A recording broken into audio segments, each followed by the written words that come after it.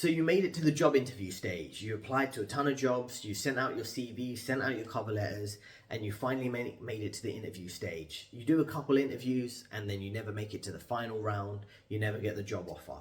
And it's probably because you suck and you're not good at doing interviews. In this video, I'll explain that to you in 3 simple points and help you move forward in a positive way.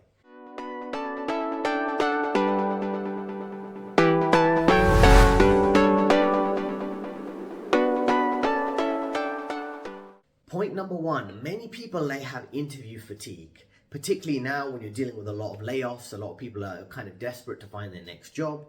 So what they'll end up doing is interviewing for everything, maybe not preparing for their interviews. And as part of that, they'll burn out. They'll come across unenthusiastic in their job interviews.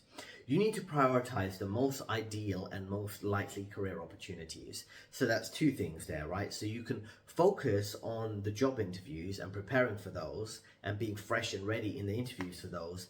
For those interviews, for those career opportunities that are either most ideal, you're really keen to work for those companies because it's the career path you want to take, or it's most likely. It might not be the most ideal, but it's a job you can easily get because maybe you really are eager to find a next job. Maybe you're dealing with a layoff and you want to move forward very quickly. So those are the kind of points there that you need to consider. You don't want to get fatigued by doing too many interviews, coming across with a bad attitude, or like you just don't care about the job you're applying for because it's one of the 50 interviews you're doing in that month. So what you need to do is just make sure you prioritize the jobs you want to apply for and prepare for those interviews, and maybe keep a day gap before and after them, so you just are fully prepared to do the research for that interview, come across quite well, and not be stressed out by any other interviews around the time. And then any jobs that are most likely that you can get quite easily, just make sure you prioritize those so you do have them as a backup option and you can easily move forward with that. Point number 2 is you need to do interview research.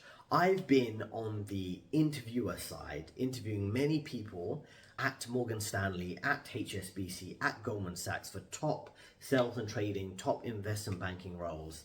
And many people are completely unprepared. They think that their CV will carry them through an interview, or knowing a little bit about what the company did based on recent news articles is enough. That's not good enough. You need to do the in-depth company research. Go on the company website, their investor relation website, read their annual report, think about what the company priorities are, do a bit of research on the interviewer. How can you research the interviewer? You can go on their LinkedIn page. You typically will be sent an email by HR or the recruitment team okay, so this is who's going to interview you. So you can just simply Google search their name, go on LinkedIn, find out what their background is, a few interesting questions you could ask them about their job, what hobby. You don't have to always do this, but if you have some similar interests that you can see on their LinkedIn, or maybe you went to a similar university, things like that, maybe start a general small talk with them at the end of the interview. These are all simple things to do. They take half an hour to an hour, depending on how much detail you want to go in. So doing some research ahead of the interview is important. Don't come across like many people I have interviewed who really don't know what they're talking about when they come to the interview stage and easily don't make it past the first or second interview. Point number 3 is interview preparation. You need to prepare for the interview, and you could, as I have done at Goldman Sachs, where I got a job offer and I worked there for several years, you could have 5 hours of interviews, 9 interviews with junior people, mid-level people, senior management, and very senior stakeholders at the company in the space of those 9 interviews, right? So you might get technical questions, you might get asked examples from your CV or from your previous experience where you had good soft skills, good people skills.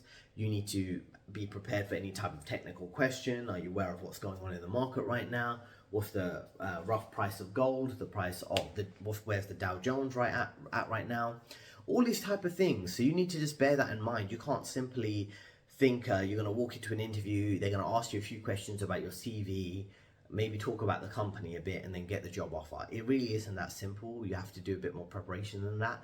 And that's something I can help you with. If you leave a comment, drop me a message, all the details in the description, I can help you with this interview preparation. So 3 key things for you to consider if you are failing to get the job offer due to poor interview skills. Number one, are you fatigued from interviews? Make sure you do take a break from them. Number two, are you doing effective research for those interviews? And number three, are you preparing effectively for those interviews?